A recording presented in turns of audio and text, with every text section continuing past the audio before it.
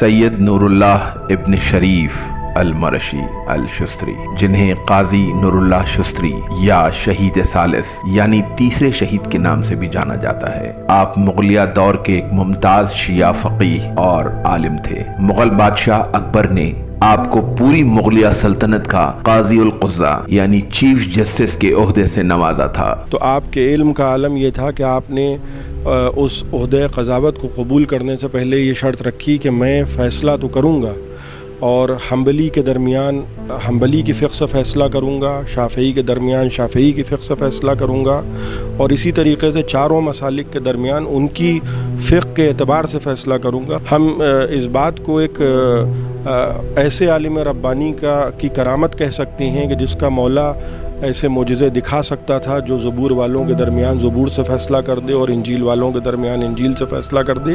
जनाब सैयद नूरुल्लाह शुस्त्री की विलादत 1549 ईस्वी को ईरान के इलाके शुस्तर में हुई थी। आपका ताल्लुक आमोल में मरशी ख़ानदान से था।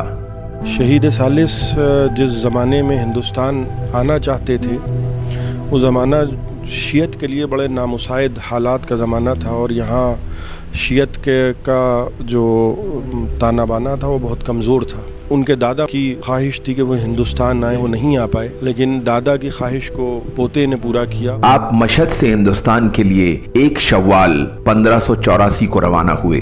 मशहद मुक़द्दस से तशरीफ़ फरमा हुए हिंदुस्तान और हिंदुस्तान के बड़े शहर लाहौर में क़याम किया। लाहौर कुछ मुद्दत क़याम करने के बाद आपकी इल्मी काबिलियत जैसे खुशबू फैलती है ऐसे फैलने लगी पूरे हिंदुस्तान के अंदर। लाहौर हिंदुस्तान के एक बड़े शहरों में से एक बड़ा शहर, दौर अकबर बादशाह का है। तो फरमाइश की गई कि आप क़ज़ावत का जो मनसब है उसे कबूल फरमाएं। काजी साहब ने फरमाया कि मैं किसी फ़िक़्ह के मुताबिक फतवा नहीं दूंगा, मसला नहीं बताऊंगा, फैसला नहीं करूंगा, मैं अपने इज्तिहाद पर फैसला करूंगा।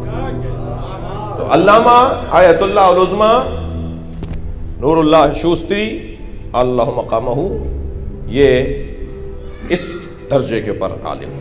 आप सबसे पहले हिंदुस्तान में सूबे कश्मीर में मुगल बादशाह अकबर के सफीर मुकर्रर हुए। अकबर के दौरे हुकूमत में मुगल सल्तनत के इलाकों की पहली मर्दमशुमारी आपने ही की थी और शहीद सालिस ने आहिस्ता आहिस्ता शियत की तबलीग और किताबों की तसनीफ़ का सिलसिला और तालीफ़ का सिलसिला जारी रखा। बादशाह अकबर की मौत के बाद जहांगीर बादशाह के तौर पर तख्त पर बैठा। दौरे जहांगीर में नूरुल्लाह शुस्त्री साहब के अकीदे और उनकी बढ़ती हुई मकबूलियत की वजह से आपके अनगिनत दुश्मन हो गए थे। वो सब हमेशा इस ताक में रहते कि इन्हें कैसे नीचा दिखाएं और मौका पाते ही वो सब जहांगीर के कान नूरुल्लाह शुस्त्री साहब के खिलाफ भरते रहते। एक मरतबा का वाक़या ये है कि दरबार में उन्होंने अमीरुल मोमिनीन के लिए अलैहिस्सलाम कह दिया तो उस पर वहाँ मौजूद मुल्लाओं ने ये कहा कि देखिए अगर ये शिया ना होते तो कभी ये अलैहिस्सलाम का जुमला अमीरुल मोमिनीन के लिए इस्तेमाल ना करते। तो ये आपकी इल्मी करामत और महारत की दलील थी कि आपने ये फरमाया कि क्या पैगंबर ने ये नहीं फरमाया है, बादशाह से मुतवज्जे हो कि आपने फरमाया कि क्या पैगंबर ने ये नहीं फरमाया है कि या अली लहमो का लहमी व दमो का दमी। और अगर पैगंबर ने ये फरमाया है तो इसके माना ये हैं कि जो नबी हैं वो अली हैं, जो अली हैं वो नबी हैं। लिहाजा अगर नबी अलैहिस्सलाम हो सकते हैं तो मैंने उसी मीज़ान पर उसी क़ायदे कुल्लिये को नज़र में रखते हुए अली को भी अलैहिस्सलाम कहा है।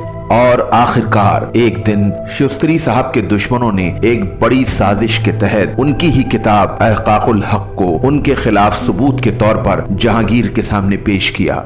आपको पता है वो किताब लिख रहे हैं विलायत अली पर। अच्छा, अब वो भेजा गया, शागिर्द बना, फिर वो सफ़े चुराए, फिर वो आए, फिर उलमा की शूरा कमेटी बैठी, फिर जहांगीर बादशाह को पढ़ के वो सफ़े सुनाए गए।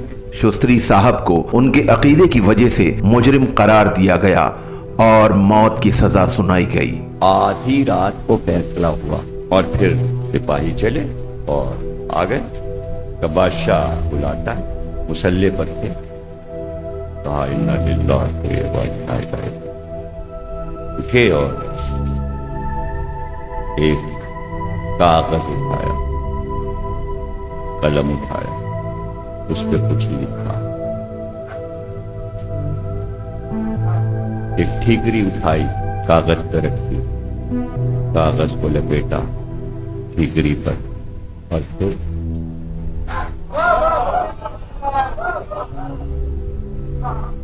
اور فضا میں غائب. کچھ دیر کے بعد کاغذ واپس آیا.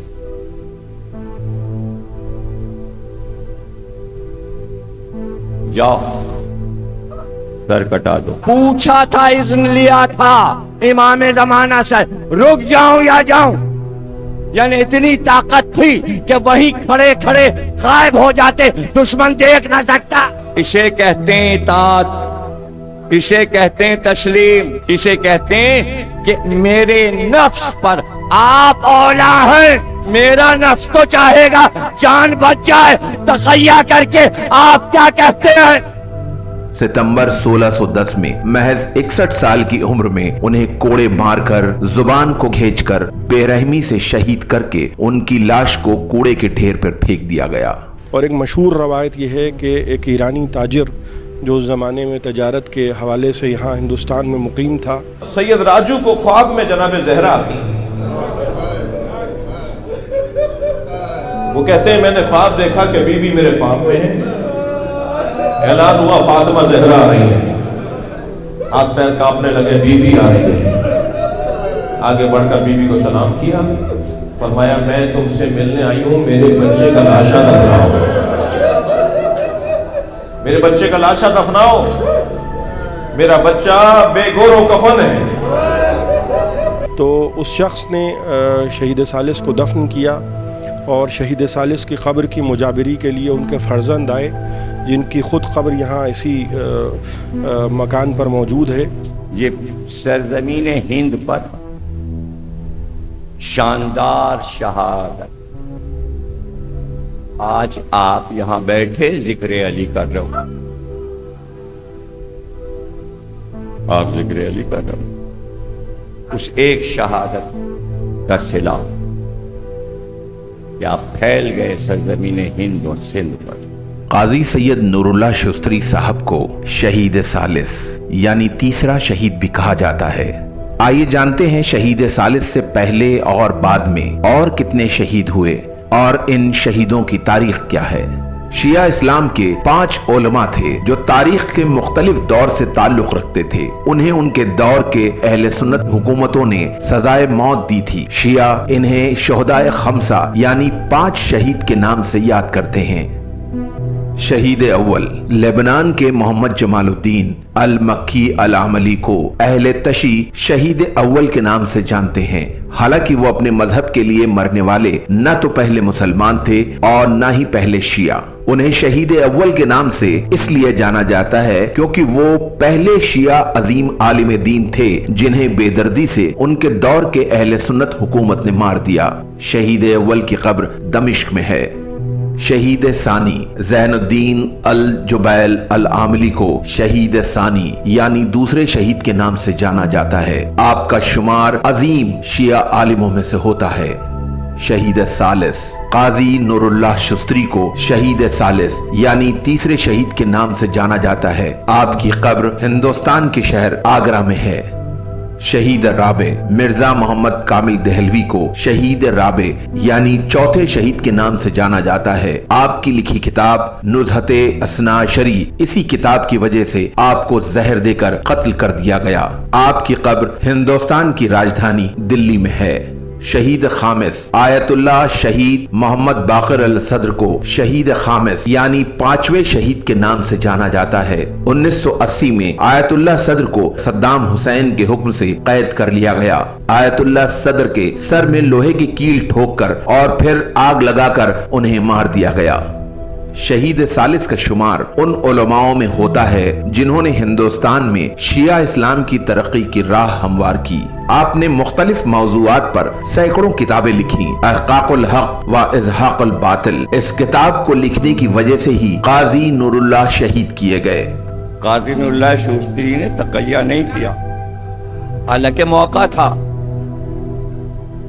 تقیہ کر لیتے بچ جاتے. لوگوں نے کہا تھا چلتے وقت تقیہ کیوں نہیں کر لیتے، کہا نہیں تقیہ کر لوں گا تو ہندوستان میں پھر علی والے نظر نہیں آئیں گے کبھی.